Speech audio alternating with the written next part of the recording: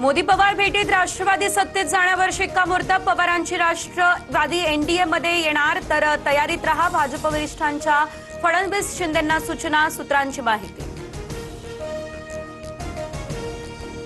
पवारांच्या NCP NDA मध्ये सामील होण्याच्या चर्चेदरम्यान दिल्लीमध्ये दोन महत्त्वाच्या भेटीगाठी। सुनील तटकरेंनंतर खासदार सुप्रिया सुळे आणि बजरंग सोनवणेंकडून अमित शहांची भेट। लेकीच्या रिसेप्शनचं निमंत्रण दिलं अशी सुळेंची माहिती।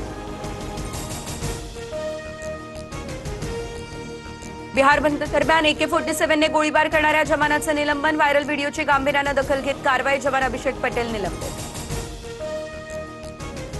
बिहारमधील आंदोलक विद्यार्थ्यांवरील गुन्हे मागे घेतले जाणार। अटकेतील सर्व आंदोलक विद्यार्थ्यांना लवकरच सोडलं जाईल।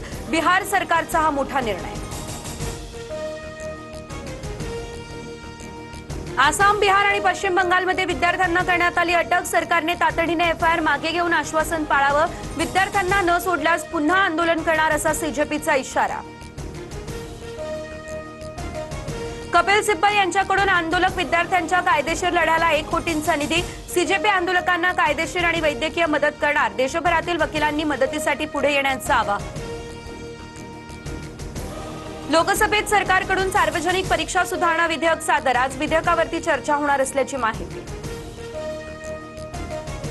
MPSC औषध निरीक्षक पदाचा पेपर फुटल्याचा आरोप तर नंदुरबारच्या कौटिल्य अकॅडमीतून पेपर फुटल्याचा दावा। अकॅडमीने मात्र हे सर्व आरोप फेटाळून लावले। तर प्रकरणाची चौकशी करून पोलिसात तक्रार दाखल करणार। महाराष्ट्र लोकसेवा आयोगाची ही माहिती। E20 इंधनावरून मुंबई हायकोर्टाचा नितीन गडकरींना मोठा दिलासा। बदनामीकारक मजकूर आणि आक्षेपार्ह पोस्ट पसरवणाऱ्यांविरोधात अब्रू नुकसानीची नोटीस पाठवण्याची परवानगी। Meta, Google, deepfake, AI content पसरवणाऱ्यांविरोधात कारवाई केली जाईल। ठाणे पालिकेमध्ये पुन्हा शिंदेंची शिवसेना विरुद्ध भाजप वाद चव्हाट्यावर। तर उद्घाटनाला न बोलावल्यानं उपमहापौर आणि भाजप नगरसेवक नाराज। पुन्हा उद्घाटन करण्याच्या मागणीसाठी आयुक्तांना पत्र।